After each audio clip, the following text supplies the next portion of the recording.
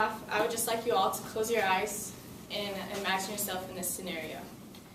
So you just got back after a fun night out with friends. You're walking back to campus with a group of people and everyone is laughing and having a great time. But just as everyone reaches the gate, you realize you left your wallet in your car.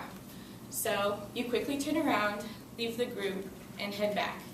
You've almost reached your destination, but out of the corner of your eye, you see a shady character advancing towards you. You start to worry and quicken your pace, but you can see that he does also. The man cuts you off right before you get to your car and pulls out a weapon.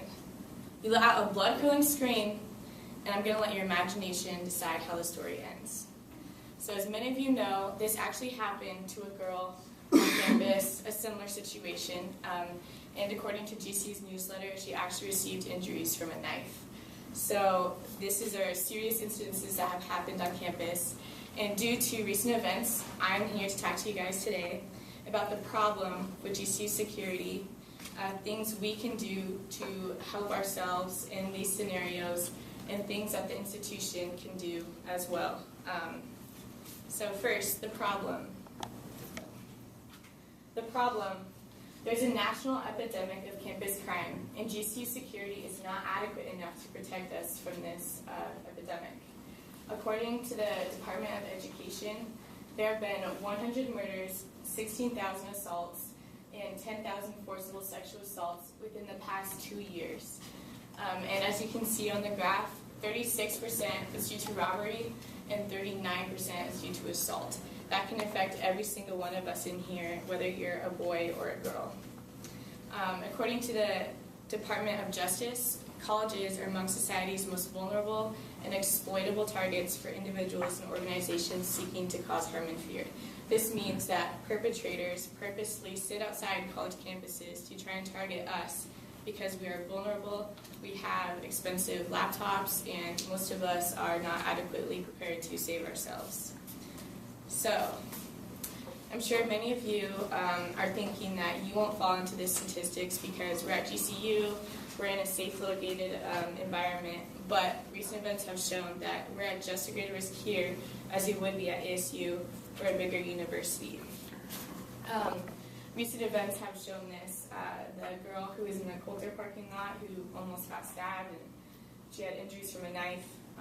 A girl who got jumped on 31st walking to school one morning, and an own personal experience. I know a friend who got followed by an intoxicated student one night all the way to her dorm, and she thought that public safety would be there to save her, and they weren't. And the only thing that saved her was her pepper spray.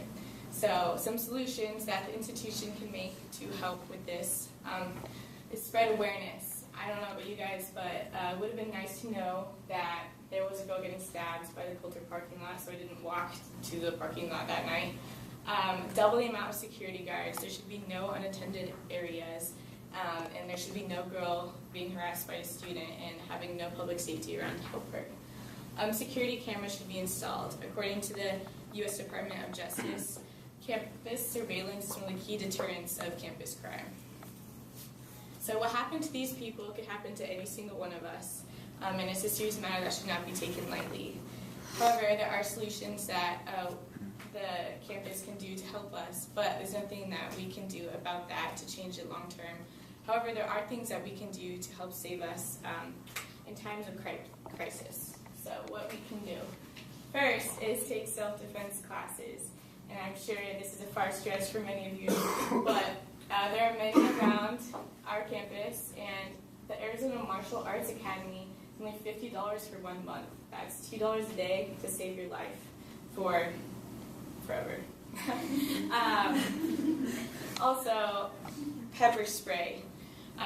With the right techniques, you can save yourself with just one little thing of pepper spray. The U.S. Department of Justice did a study on it, and it was deemed the most effective self-defense mechanism for the common person. You really just grab it and you shoot it and you spray it. And that's how the girl at Coulter got away, and that's how my friend got away from that man who tried to harass her. Also, $1 on a whistle can make a perpetrator run away, and he won't want to mess with you because it'll draw attention to himself. Also, the buddy system. Never go out alone because perpetrators will not want to mess with you if you have other people with you. Also, the key technique, especially for the ladies, hold your keys in between, not in between your fingers because you'll break your fingers, but hold them up like this, and if you don't have pepper spray, when you're walking to your car, so if someone comes at you, you can jab them. Yeah, so in conclusion, there is the problem national epidemic. There's a national epidemic of campus crime, has increased severely over the past couple of years.